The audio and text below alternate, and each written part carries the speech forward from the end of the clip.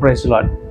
దేవుని యొక్క మహాకృప చేత మరొక చక్కటి ఈ దిద్దుబాటు ప్రార్థనలో మనము 6వ దినానికి మనం ప్రవేశించాం. ఈ 6వ దినపు పాఠ్యభాగాలను మనం జ్ఞాపకం చేసుకుందాం.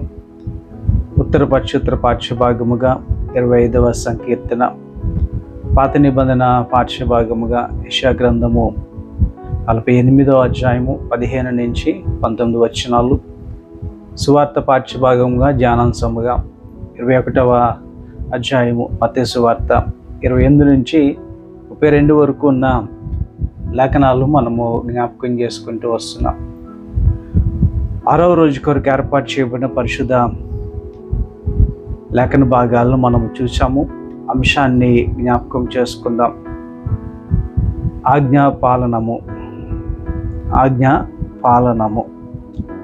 పరిశుద్ధుల ఇంట్లో పరిశుద్ధంగా ఆచరిస్తూ ప్రతిదినము ఒక్కొక్క అంశము ద్వారా దేవుణ్ణి సమీపముగా మీ జీవితాలు మార్చుకుంటున్నారని, కొనసాగించుకుంటున్నారని ఆశిస్తూ ఈ మాటలు మీకు జ్ఞాపకం చేస్తున్నా. ఈ దినము యొక్క అంశము ఆజ్ఞాపాలనము. చాలామంది ఈ లోక సంబంధమైన ఆజ్ఞలకు, లోక సంబంధమైన పాలకులకు భయపడుతూ ఉంటారు. కానీ మనము దేవాది దేవునికి భయపడాలి. ఈ లోక సంబంధమైన పాలకులకు ఎందుకు భయపడతారు అని అంటే, వాళ్ళు చెప్పిన తర్వాత ఆజ్ఞ పాటించకపోతే వెంటనే యాక్షన్ ఉంటుంది, అంటే పనిష్మెంట్ ఉంటుంది. కనుక లోక సంబంధమైన ఆజ్ఞా పాలన అంటే ఆజ్ఞలు పరిపాలిస్తున్న ఆ అధికారులకు మనం ఎక్కువగా భయపడుతూ ఉంటాము. మరి క్రైస్తవులు కదా మేము భయపడట్లేదా అని అంటే, అర్థం చేసుకోండి, దేవుడు మాట మనం వినకపోతే వెంటనే మనకు శిక్ష ఉండదు, కానీ స్లోగా ఉంటుంది. కనుక మనకి భయం అనేది పోయింది. అందుకని మనకి భయం పోయింది. భయం పోయి తప్పించుకోవడానికి ప్రయత్నం చేసే జీవితాలకు అలవాటు పడిపోతూ ఉంటున్నాం. దేవుడు ఆజ్ఞకు లోబడకపోతే వెంటనే శిక్ష ఉండదు కదా. అందుకని మనం ఏం చేస్తున్నాము అని అంటే, భయం లేకుండా జీవిస్తున్న జీవితాలకు అలవాటు అయిపోయాం. ఇప్పుడైతే దేవుని యొక్క చట్టాలకు, ఆజ్ఞలకు, ఎప్పుడైతే మనము దేవుని యొక్క చట్టాలకి, ఆజ్ఞలకి మనం భయపడతామో, మనం ఎక్కువగా ఆశీర్వదించబడతాము. నువ్వు ఆశీర్వదించబడమే కాదు, నీ కుటుంబము ఆశీర్వదించబడుతుంది. నీ కుటుంబమే కాదు, తరతరాలు నీవు ఆశీర్వదించబడతావు అనే మాటని కూడా ఇక పరిశుద్ధ దిద్దుబాటు దినాల్లో మనము జ్ఞాపకం చేసుకోవాలి కదా. ఈ లెంట్ దినాల్లో కనుక నీ జీవితాన్ని ప్రభు వైపుకి తిప్పి నువ్వు ముందుకు వెళ్ళగలిగితే ఆధ్యాత్మికంగా దేవుడు ఖచ్చితంగా దేవునితో నేను నింపడానికి ఆయన ఇష్టపడుతూ ఉన్నారు. దేవుడు చక్కటి ఆజ్ఞలను చాలా స్పష్టంగా ఇక్కడ మాట్లాడుతున్నారు. ఆయన ఆజ్ఞలు ఇచ్చారు, స్పష్టంగా ఆజ్ఞల గురించి ఆయన మాట్లాడుతూ ఉన్నారు.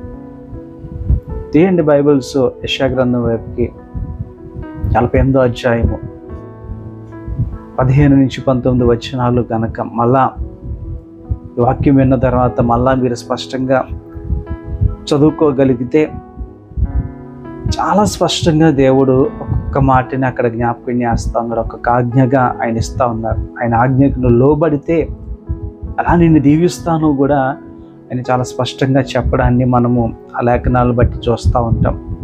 చూడండి, 18వ వచనంలో అంటారు, నీవు నా ఆజ్ఞను అంగీకరింపవలనని నేను ఎంతో కోరుచున్నాను. ఆయన ఆజ్ఞలని నువ్వు అంగీకరించాలని ఎంతో కోరికతో ఆయన ఆ మాటలు చెప్తా ఉన్నారు కదా. కోరుకొనిచున్నాను, ఆలకించుని ఎడల నీకు క్షేమము నది వలె, నీ నీతి సముద్రముల వలె ఉండును. నీ నీతి సముద్రముల వలె ఉండును అంటున్నారు. 19వ వచనంలో, ఈ సంతానము ఇసుక రేణువుల వలె స్థాహారమగును, నీ గర్భఫలము దాన్ని రేణువుల వలె విస్తరించును, వారి నామము నా సన్నిధి నుండి కొట్టివేయబడదు, మరువబడదు. ఎంత శ్రేష్టమైన ఆశీర్వాదము దేవుడు ఇస్తున్నాడు. నువ్వు ఆయన ఆజ్ఞకు లోబడగలిగితే ఈ శ్రేష్టమైన దీవెనలు నీదే, ఈ శ్రేష్టమైన దీవెనలు నీదే. ఎప్పుడైతే నీవు దేవుని వద్దకు వచ్చి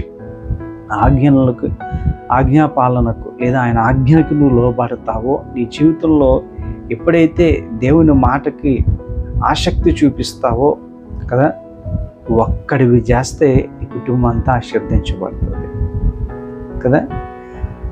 దేవుని ప్రభుత్వము ఎంత స్పష్టంగా ఆయన ఆజ్ఞలో ఆయన చెప్తున్నారు చూడండి. ఈ సంతానము ఆశీర్వదించబడుతుంది, ఈ గర్భఫలము ఆశీర్వదించబడుతుంది కదా. అలా గనక నువ్వు మారగలిగితే ఆయన అంటున్నాడు, ఇసుక రేణువుల వలె మారతావు.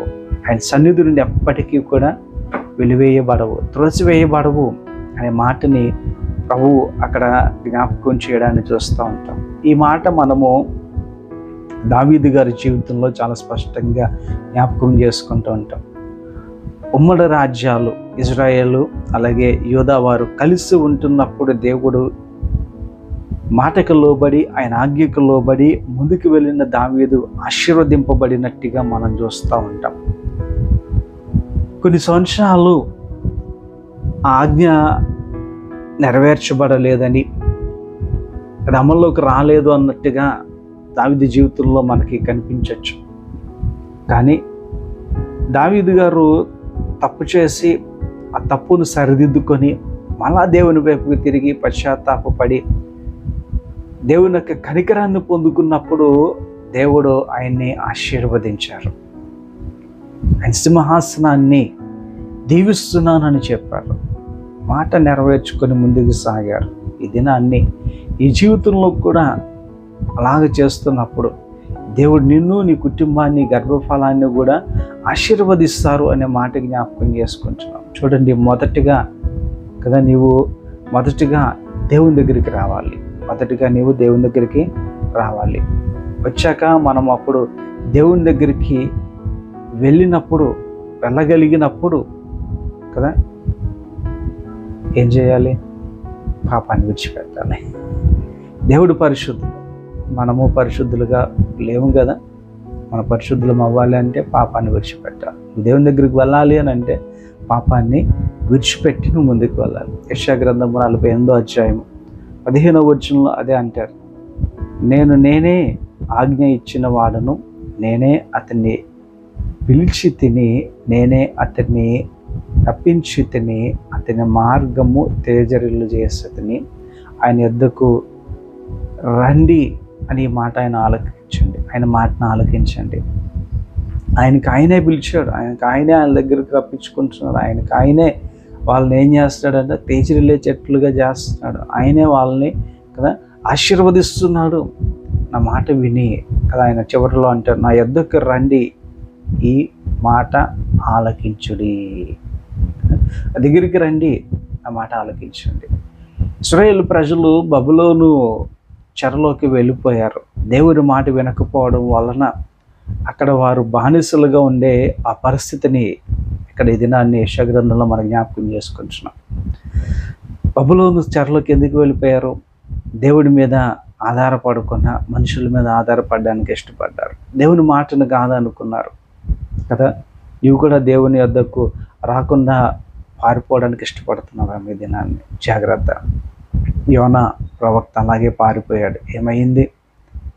దేవుడు తగిన బుద్ధి చెప్పి మళ్ళీ తనని ఆయన వైపుకి రప్పించుకున్నాడు. అష్షూరీయుల చేతిలో చిక్కించబడిన బబులోను ప్రజలు శ్రమలు పడ్డారు. కారణము దేవుని మాట వినకపోవడం వల్లే. నేను క్లుప్తంగా ఈ మాటలు నేను మీకు జ్ఞాపకం చేస్తున్నాను కదా. చూడండి, దేవుడు అంటున్నాడు, అందుకనే ప్రభువు చెప్తున్నారు, మనం దిద్దుబాటు దినాలు ఎక్కువగా జ్ఞాపకం చేసుకుని వచ్చినాము. 2వ అధ్యాయం 12వ వచనం యోవేలు గ్రంథం, మనపూర్వకముగా దుఃఖించుతూ తిరిగిన యొద్దకు రండి. మీరు ఆయన దగ్గరికి మనం వెళ్ళాలి అని అంటే దుఃఖించాలి, మనస్ఫూర్తిగా వెళ్ళాలి, పాపాన్ని విడిచిపెట్టి వెళ్ళాలి. అప్పుడు నువ్వు దీవించబడతావు. ఉదాహరణకి మనం చదువుకున్న పాఠ్యభాగంలో నుండి ఉపమానము లూకాసు వార్తలో మనం చూస్తూ ఉంటున్నప్పుడు తప్పిపోయిన కుమారుడు ఒక ఉపమానం మనందరికీ తెలుసు. లూకాసు వార్త 15వ అధ్యాయంలో కనిపిస్తూ ఉంటుంది కదా. అక్కడ ఆ తప్పిపోయిన కుమారుడు అంటాడు, దేవుని ఎదుట నీ ఎదుట తప్పు చేశాను, నీ కుమారుని అనిపించుకోవడానికి నేను యోగ్యుని కాను అని పశ్చాత్తాపడుతూ తన తండ్రి ఇంటికి తిరిగి వెళ్ళినట్టుగా చూస్తున్నాం. ఈ దినాన్ని మనము దేవుని బిడ్డలమని చెప్పుకోవడానికి యోగ్యులమా? కాదు, 100% కాదు. కానీ నీకు నాకు అవకాశం ఉంది.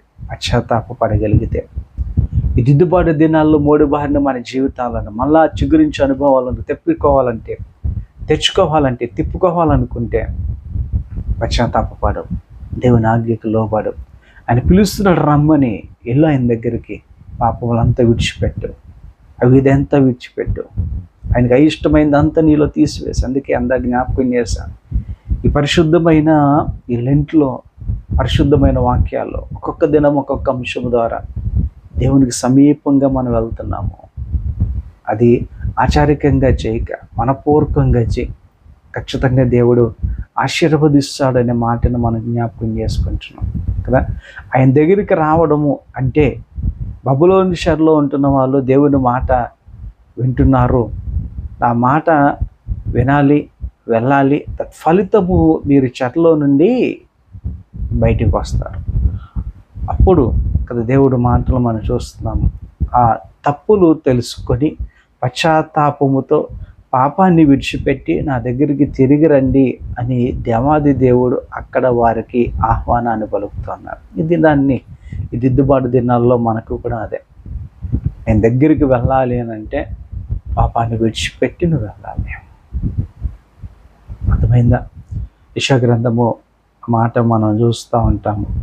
48:18 మనం చదువుకున్న పాఠ్యభాగంలో, నీవు నా ఆజ్ఞను ఆలకింపవాలని నేను ఎంతో కోరుచున్నాను. ఈ మాట మనము అర్థం చేసుకోవాలి. మనకు చాలా కోరికలు ఉంటాయి.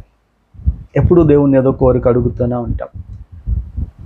ఈ రోజుతో కలిపితే 6 రోజులు దేవుణ్ణి ఏదో కోరిక అడుగుతూనే ఉంటున్నాం.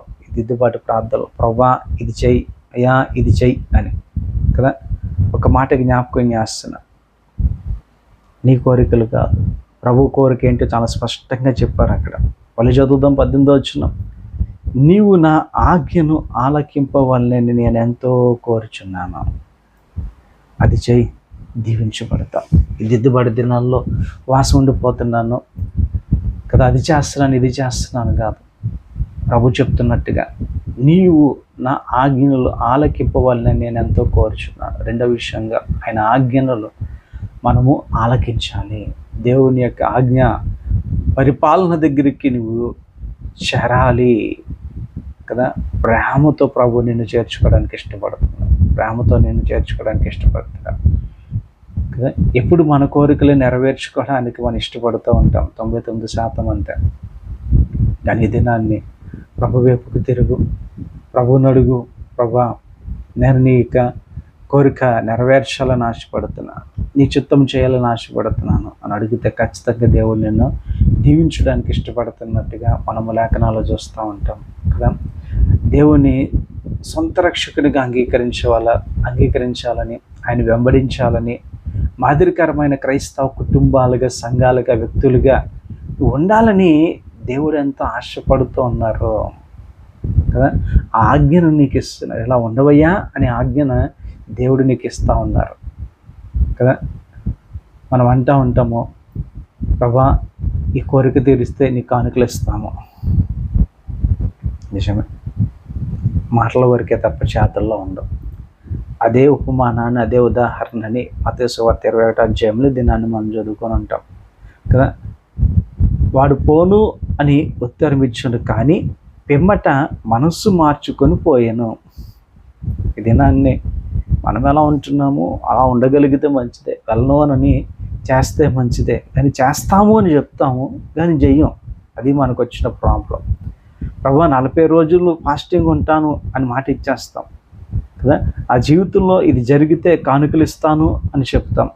ఆ జీవితంలో అద్భుతం జరిగితే ఈ సేవ చేసుకుంటాను, పరిచర్య చేసుకుంటాను అని చెప్తాం. ఇంకా ఎన్నో మాటలు విషేకంగా కదా. ఉజ్జీవములో ఉబలాటంలో చెప్పేస్తూ ఉంటాము, కానీ ఈ మాటల విషయంలో ఎంతవరకు విధేయత కలిగి ఉంటున్నావు అన్నది ఒకసారి అర్థం చేసుకో కదా. అక్కడ కుమారుడు వెళ్ళను అని చెప్పి మనసు మార్చుకొని వెళ్ళాడట కదా. అతడు రెండో వాని వద్దకు వచ్చి ఆ ప్రకారమే చెప్పగా వాడు పోతాను అని చెప్పాడు, కానీ పోలేదు. 31లో చాలా స్పష్టంగా ప్రభు గద్దిస్తున్న విషయాన్ని మనం చూస్తున్నాం. అందుకు వారు మొదటి వాడితో అనిరి ఇక్కడ ఏమని అంటున్నారట, వేశ్యలు మీకంటే ముందుగా పరలోక రాజ్యంలో ప్రవేశిస్తారు. ఎందుకంటే వాళ్ళు తప్పు చేస్తున్నారు, తప్పని ఒప్పుకుంటున్నారు. మాకు ఇదే వచ్చు, మాకు ఇంకా ఒళ్ళమ్ముకొని బతకడమే, వేశ్య జీవితం మాకు ఇంకేం రాదు ఇదే అని చెక్ చేసుకుంటున్నారు. మనం అలా కాదు కదా. లెంటి దినాలకు వచ్చేటప్పటికి మన ప్రవర్తన, మన బట్టలు, మన మాటలు మొత్తం మారిపోతాయి. 4 గదిలో ఇంట్లో ఉంటున్నప్పుడు ఒకలాగా మాట్లాడతాం, బయటకు వచ్చి చర్చ్కి వెళ్తున్నప్పుడు ఒకలాగా మాట్లాడతాం. చెప్పండి, ఇప్పుడు మనం బెస్టా, వేశ్యలు బెస్టా? యేసు ప్రభు డిసైడ్ చేసేసారు. కానీ మనస్సు మార్చుకోగలిగితే, ఆ ప్రవర్తన మార్చుకోగలిగితే నువ్వు దీవించబడతావు, నువ్వు కూడా పరలోక రాజ్యానికి చేరతావు అనే విషయాన్ని ఈ దిద్దుబాటు దినాలు మన జ్ఞాపకం చేస్తూ ఉంటాయి. ఇంకా ఎన్నో మాటలు మనము కదా చెప్పేస్తూ ఉంటాం దేవుని దగ్గర, ఇది చేస్తాను, ఇది చేస్తాను అంటాం. వద్దు, అవన్నీ పక్కన పెట్టు. స్వార్థ పాఠ్య భాగంలో కదా మనం చూస్తూ ఉంటాము కదా, పోతాను అని అన్నాడు కానీ పోలేదు, పోను అని అన్నాడు వెళ్ళాడు. దేవుని వలన దీవించబడినట్టుగా మనం చూస్తాం. అంటే మనము దినాన్ని అర్థం చేసుకోవచ్చు. విధేయత యొక్క ప్రాముఖ్యత చాలా ఇంపార్టెంట్ కదా. విధేయత, ప్రభు యొక్క మాటలకు ఆలకించడం, విధేయత వింటాను ప్రభు అనడం వేరు, విధేయత చూపించడం అన్నది వేరు. ఆదాము వినలేదు గనక బయటికి పంపించేశాడు కదా. సౌలు వినలేదు గనక బయటను పెట్టేశాడు, పక్కన పెట్టేశాడు. దావీదు విన్నాడు గనక ఆశీర్వాదాన్ని దేవుడు ఇచ్చినట్టుగా మనము చరిత్ర బైబిల్ని బట్టి మనం జ్ఞాపకం చేసుకుంటున్నాం. దేవుని మాట కదా వింటూ ప్రతిసారి నువ్వు ఆ మాటకి లోబడి విధేయత చూపించినప్పుడు దేవుడు నిన్ను ఆశీర్వదిస్తాడు. అదే చెప్తున్నాడు అబ్రహాము. ఒక మాట దేవుడు చెప్పాడు, అయ్యా నేను చూపించే స్థలానికి వెళ్ళు అని అన్నారు. లేచి వెళ్ళాడు. అందుకే ఇప్పటికీ కూడా విశ్వాసులకు తండ్రి ఎవరయ్యా అని అంటే అబ్రహామే. అది విధేయత అంటే, లోబడడం అంటే, ఆజ్ఞను లోబడము కదా. ఈ దినాన్ని దేవుని ఆజ్ఞకు లోబడుతున్నామా? ఒక ప్రశ్న వేసుకో. యెషయా గ్రంథము 48, 18, 19 వచనాలు మరొక్కసారి చదువు. ఆయన ఆజ్ఞలను ఆలకింపవల్లని నేను ఎంతో కోరుచున్నాను కదా. నీవు ఆయన ఆజ్ఞలు ఆలకించాలని ఆయన ఎంతో కోరుతున్నారట. అలా ఆలకిస్తే ఇసుక రేణువుల వలె దీవిస్తాను, ఈ సన్నిధి నుండి కొట్టివేయబడవు, మరువబడవు నీవు. ఇది నన్ను ఒకసారి జ్ఞాపకం చేసుకోండి. ఆశా జీవితము మొదట్లో దేవుని మాట విన్నారు, లోపడ్డారు. చివరికి వచ్చేసరికి కదా ఆయన మాట వెనక నష్టం తెచ్చుకున్నారు, నరులను ఆశ్రయించుకున్నారు, నష్టాన్ని తెచ్చుకున్నారు కదా. మన దేవుని దగ్గరకు ఖచ్చితంగా రావాలి. వచ్చేటప్పుడు మన పాపములను కదా, మనం అవిధేయతను అంతా విడిచిపెట్టి మనం రావాలి. ఇది నేను 3 విషయాలు జ్ఞాపకం చేస్తాను. 1, ఆయన దగ్గరికి రావాలి కదా. వచ్చాక ఏం చేయాలి? ఆయన మాటను ఆలకించాలి. ఆయన మాటను ఎట్లా ఆలకించాలి? ఆయన చెప్పింది చెప్పినట్టుగా చేసేటట్లుగా నువ్వు మారాలి. చెప్పింది చేసేటట్లుగా నువ్వు మారాలి. ఈ 3 లక్షణాలు నీలో ఉండగలిగితే ఖచ్చితంగా దేవుణ్ణి ఆశీర్వదిస్తారు. దావీదు చక్కటి ప్రార్థన చేస్తున్నారు. 25వ సంకీర్తన దినాన్ని మనం చదువుకున్న ఉత్తర పాఠ్యభాగము 4వ చరణంలో అంటారు, యెహోవా ఈ మార్గములను నాకు తెలియజేయము, ఈ త్రోవలు నాకు తేటపరచుము. ఈ దినాన్ని దిద్దుబాటు ప్రార్థనలో కూడా ఒడిబారి నీ జీవితాన్ని మళ్ళా ఒక మంచి మార్గంలో పెట్టినాయన అని దేవుణ్ణి ప్రార్థించేట్లాగా నువ్వు, అయ్యా నీ త్రోవలు నాకు తెలియజేయి కదా. దేవుని మార్గములో వెళ్ళడముగా వెళ్ళడం అన్నది చాలా ఆశీర్వాదము. కనుక ఆ హృదయాన్ని దావీదు మాట మనం చూస్తే అలా చేశాడు కనుక దావీదు అలా జీవించాడు కనుకనే చివరిలో దేవుని చేత చక్కటి బహుమానం ఒక బిరుదు పొందుకున్న హృదయానుసారుడైన మనుషుడు అని. ఈ దినాన్ని నీవు ఆయన మాటకు లోబడగలిగితే, నీవు కూడా ప్రార్థన చేస్తే, అయ్యే నీ త్రోవలు నాకు తెలియజేయి, తేటపరచు అని ప్రార్థన చేస్తే ఆయన తేటపరుస్తారు, చూపిస్తారు కదా. 6 రోజులు అయ్యింది. త్వరగా మేలుకోగలిగితే, త్వరగా ఆయన వైపు తిరగగలిగితే, త్వరగా ఆయన ఆజ్ఞకు లోబడగలిగితే దేవుడు నిన్ను కూడా ఆశీర్వదించడానికి ఆయన ఇష్టపడుతూ ఉంటున్నారు. ఈరోజు అంశాన్ని జ్ఞాపకం చేసుకుంటున్నాను మరొకసారి కదా. ఆజ్ఞాపాలనము చేయటము అంటే పాపాన్ని విడిచిపెట్టడము, ఆయనకి ఇష్టమైన కదా జీవితాన్ని నువ్వు కొనసాగించడము, ఆయన ఆజ్ఞలకు లోబడము, ఆయన ఆజ్ఞలు పాటించడమే. చూడండి, ముగిస్తున్నాను, చివరికి వస్తున్నా. హిజ్కియా రాజు ప్రార్థించాడు, 15 సంవత్సరాలు ఆయుష్ పొందుకున్నాడు. కానీ ఉపయోగం ఏముంది?